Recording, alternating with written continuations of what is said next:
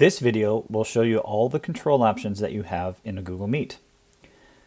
So the first thing that you'll notice is that I have this little shield icon down here. And the reason I have that is because I'm the host of this Google Meet. So when I click on that, I have a number of different options in here. I can let everyone share their screen, or I can check that off if I don't need students to share their screen. I can turn off the chat messages if I don't have them using it for any school-related reason.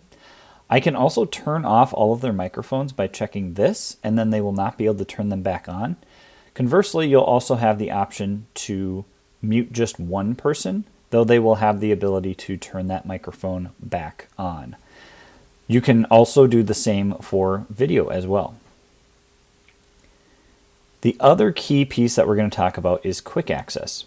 So when quick access is turned on, that means that anyone within our organization, anyone with a shakopeeschools.org email address, would be able to enter my Google Meet because I'm using a meeting code.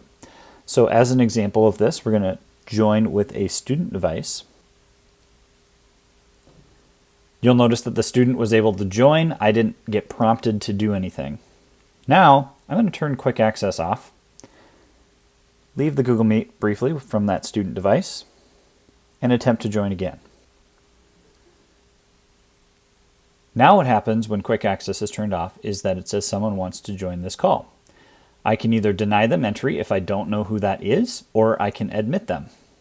If I accidentally admit a student that I didn't want to have in the Meet, I can click on this button here and they will not be able to return to this Meet.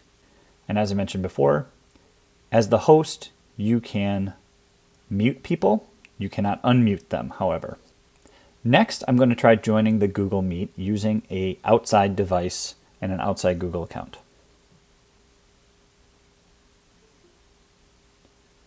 You'll notice that you see the student's name and then that they're outside Shakopee Public Schools. This means that they may be either using a personal email address, or it might be someone that you simply do not want to join the call. So what I would do is make sure that you click on deny entry, and then that person will not be allowed to join the Meet.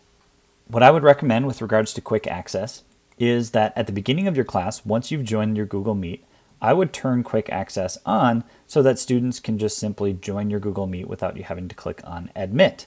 And then from there, once class has started, I would turn quick access off so that you don't have any unwanted visitors during your class. If you have students that sneak into your Google Meet and they shouldn't be there at the beginning of class, I would just keep an eye on that, boot them out of the meeting, and write their names down so an administrator can follow up with them. One last thing about quick access is that when you go to end your call at the end of class, you can choose to leave the call, in which case students can stay on that Google Meet, or you can end the call and you can turn on and off quick access here. Ending the call is going to kick everyone out of that Google Meet, but if quick access is still on, they may be able to join right after you leave. So I would turn quick access off, end the call for everyone, and then students would not be able to join again until you have joined the Google Meet for the next day's class. Keep in mind that if quick access is turned on for a calendar invite created Google Meet link, students can join that Google Meet at any time of the day. So turning off quick access for Google Calendar created links is highly recommended for all staff. I'll also briefly mention the host controls. So whoever is the first staff member to join a Google Meet, if you're using a Google Meet nickname such as Hills here, the first staff member that actually clicks on that link and gets to that join screen has created a new link for that Google Meet, and they will become the host. So even if they haven't actually joined the Google Meet yet, as long as they've clicked on it and opened it up into a window, they're the host. So this happens quite a bit. So what you can do is click on the people icon over here. And if this account here is someone who I wanted to be a co-host or be the host of the meeting, I can simply click on add as co-host. And then they have the exact same rights that I do as the host of the meeting. I can also remove them from the call or remove them from co-host if I was the one who gave them co-hosting rights to begin with.